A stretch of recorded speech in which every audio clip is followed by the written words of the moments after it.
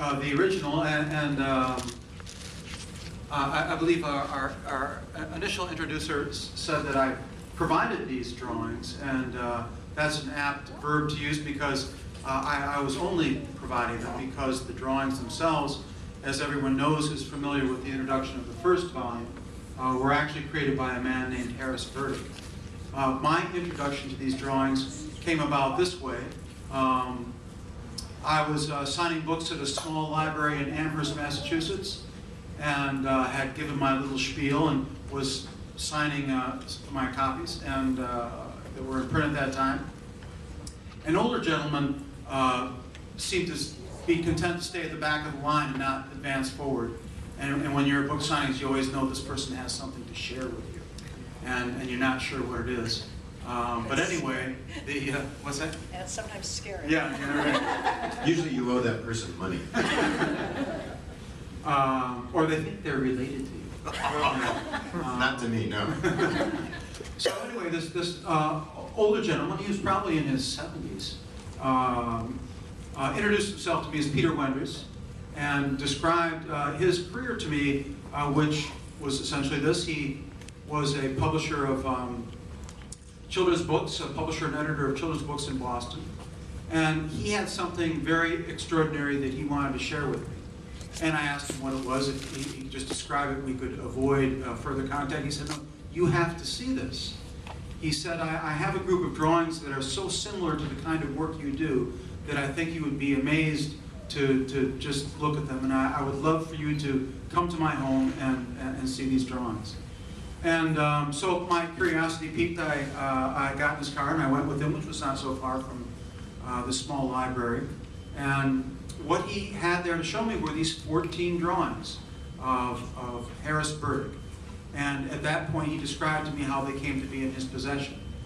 Many years earlier, in around 1952 or 53, a person had presented himself in Peter Wenders' office, introduced himself as Harris Burdick, and said on that day he had brought with him 14 drawings from 14 separate stories, and he had many drawings that went with those 14 separate stories, but on that day he had chosen to bring one picture from each of the 14 stories that he'd drawn or written.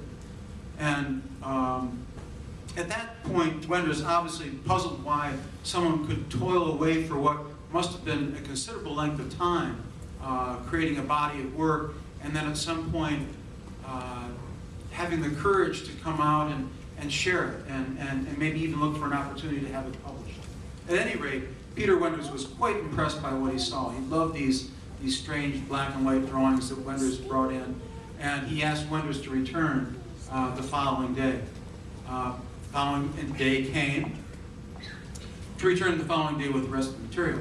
Following day came, and Burdick did not return. Peter Wenders still had in his possession the 14 original pieces. Wenders knew that Burdick was an eccentric and thought, well, I'll give him a week, I'll give him a couple weeks. Maybe he got the courage and then lost it, but he'll be back, I'm sure. But Wenders was wrong. Burdick never returned. And what was left in his possession were these 14 pictures that had, Wenders discovered, the title from the story from which they came and the caption that, that went with that particular moment that was illustrated in these pictures. And so Wenders had these pictures for many, many years, and over the years his family had discovered that it was almost impossible to look at this combination of caption, title, and image without wondering what the stories were, the mysteries of Harris Burdick might have been. And they spent a lot of their extra time actually writing the stories. And he shared some of those with me, and I was so excited by them that I was able to talk Houghton Mifflin into publishing these things, even though the intellectual property rights were dubious and hard to... It's just like a publisher, though. Yes, They yes. still have a buck ready to be made. No, but my editor at the time, Walter Lorraine, said that he agreed with me that they could be used as a way to persuade young people that they were authors and did not know it. All they needed was the right little spark. And I believe that those pictures and captions could be the spark. And now, over 25 years later, we fast forward Most people across the world have seen these Mysteries of Harris Burdick. And now, apparently, the cover story is that the publisher has now asked a bunch of famous writers with a bunch of medals to supposedly write a story to go with each one of these pictures.